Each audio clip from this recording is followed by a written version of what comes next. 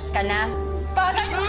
Pero bago yan, mapapanood muna si Isabel sa kauna-unahang pagbibidahan niyang Magpakailanman episode sa Sabado.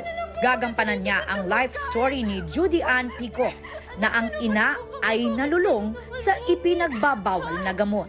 Palagi nila sinasabi po, di ba, na pag nagkaroon ka ng NPK episode, talagang acting piece siya and mapapasubo ka talaga as an actor. And ako naramdaman ko po yun. Naramdaman ko yung challenge, yung bigat.